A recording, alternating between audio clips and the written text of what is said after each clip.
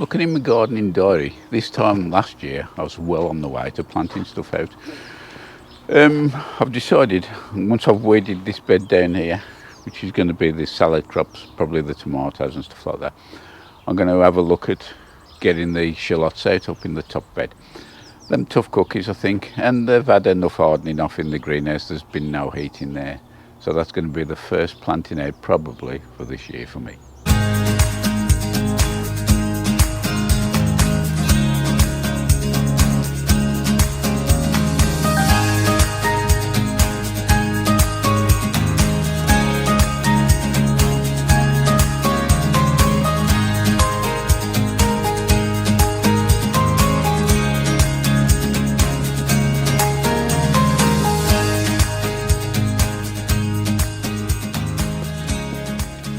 Part of clearing this bed up is lifting these leeks. Now these were sown quite late in the season and they've lasted quite well considering the amount of rain we've had. So I'm going to pull these up and we'll have a look what we got at the end. While I'm fetching the leeks out, just noticed this. Not a good sign, and that's a fresh molehill.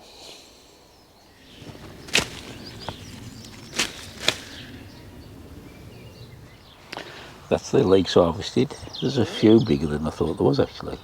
Considering this was a light sowing, I'm happy with that. And there's very few damage of the allium leaf miner either. One of the drawbacks of holding plants back, especially this time of year, is the lack of light, and they tend to go a bit leggy. And this is quite evident here in these zabroon shallots. So what I'm going to do is give them what's known as the Chelsea chop. Not the right way down though. Leave them about 4 centimetres long and just chop the tops off. I've done this about 3 times. And there they are, all done. I'm sure they'll benefit from that and no doubt for a new spurt of growth on.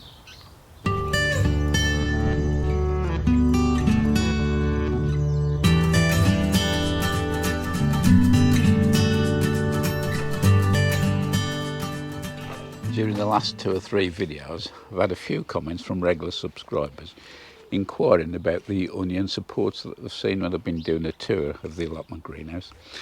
Now this is something I first saw on Mick Poultry's channel, and he made them for his onions, which he shows. Mick uses the wires. I think he gets them from something like Poundland or something, one of the budget shops around town. And these are like, I think, them florist wire, which bend quite easily. I decided to use a wire a little bit thicker. I'll put the size on here. For those in the UK, you can get these from like Screwfix and Toolstation. And this is a little bit stronger, and obviously it's a bit more harder to bend.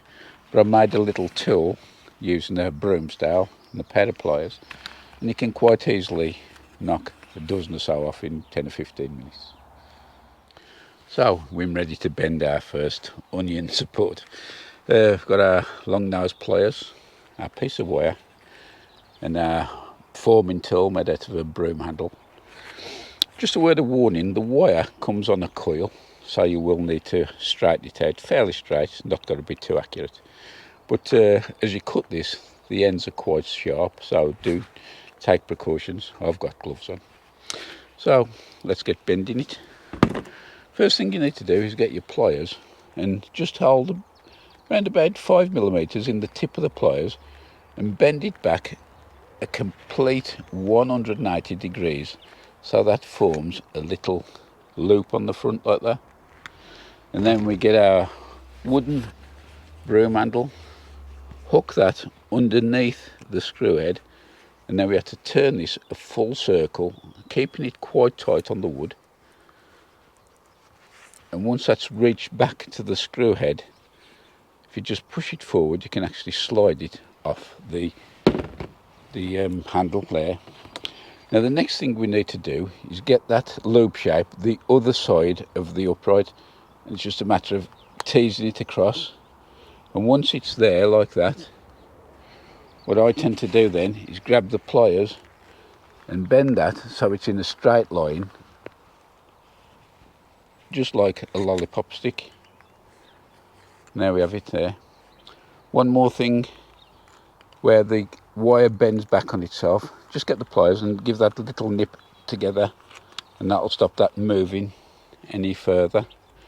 And one final thing, grab the pliers and just push the ring back so that it forms a 90-degree angle, and there we have our onion support. And like I said, once you've done one or two, you soon get into a little sequence, and it's something you could easily do while watching TV or something. And these are a few different length ones that I've made, and so being the thicker metal, these will last for a good few years. Just keep them together with a rubber band on and use them as I need them. I've just had a notification come through on my phone. Someone has just pressed the button and become my 13,000th subscriber. Not sure who it is, but thank you very much, whoever you are. And just as important, thank you very much to the other 12,999. During the last month or so, apart from sowing seeds, potting on, sorting the allotment beds out, I've also been hopping backwards and forwards into the back garden and doing a little project there. You might be aware from a few videos earlier that I've decided to decommission the garden pond and revamp that area. I've decided to have the area block paved. I'm still in two minds whether to use that as a relaxation area with tables and chairs, or to have a garden shed put on. But the first job on was to, say, empty the pond, and to do that I just stabbed the liner with the garden fork, pierced holes in, and that slowly drained away. Now the garden, I actually put the pond in around about 30 years ago, and all the surrounding area, the plants and trees and that. And so it's quite well established. The pond drained fairly well, but as the water drained away, there was quite a good depth of black, rich garden silt. Now that didn't get to waste. I used a shovel, put that in tubs, and that's found its way onto the allotment. I then had a big decision to make. Right at the edge of the pond was a tree, and that was a Japanese maple, an Acer. Now, as I said, that tree was planted when I dug the pond out around about 30 years ago. And that was part of the problem, really. The pond had started to lose water because the roots of the tree had eventually pierced the butyl liner. And to repair it was going to be difficult. First of all, I needed to locate the leak, and secondly, I could have patched it up, I suppose, glued it, but I left it for a year and the pond was just getting into disarray, so I made the decision it had got to go. So I shovelled all the silt out, as I said, cleared the pond, and the only thing left then was a difficult decision about the tree. So I decided it had got to go. If I was going to use it as a leisure area, sitting under a tree with the birds in there wasn't a viable thing, so I started to remove it. I used a chainsaw, axe, a mattock, and I got fairly way down, but in the end I realised that I was come to a dead end. So after a good hard day and a lot of effort, I finally admitted defeat and decided to call in the services of a professional tree surgeon. Now here we'll be bringing a tree stump grinder, which will hopefully see this off in no time. I really need to reduce the level of this by a good 30 centimetres a foot in order to be able to get enough hardcore down to lay the block paving. So he's due to arrive a little bit later today, and with his permission I might do a bit of time lapse.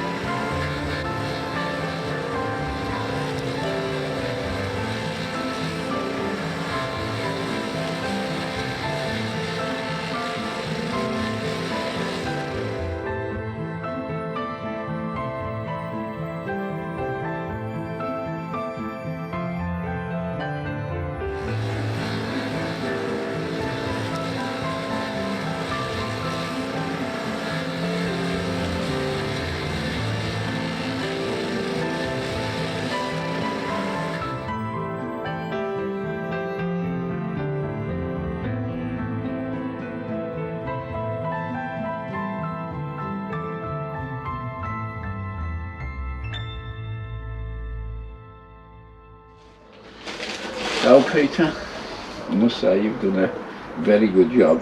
It's a task that I tried to do and couldn't do it.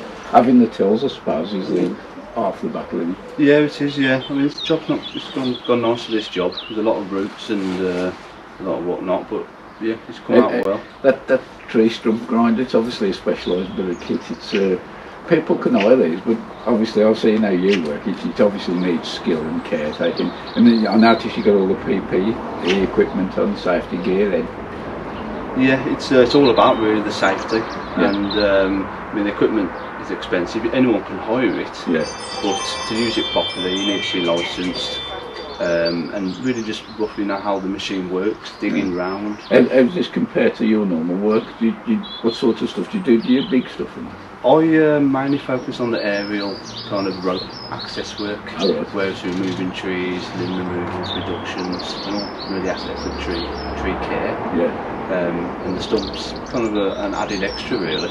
Well, as I say, it's a fantastic job you've done, and obviously you're located where, what's your company called again, just to let everybody know? We're Bonningale Tree Services. And I'll put the details of the business underneath with a phone number if you're interested in giving Peter a call, and he might be able to help you out in any of your gardening stuff, or whether you've got an estate or whatever. This is the man to do it. And I must say, thanks very much, Peter. No problem at all. It's been a pleasure. Thank you. Thank you.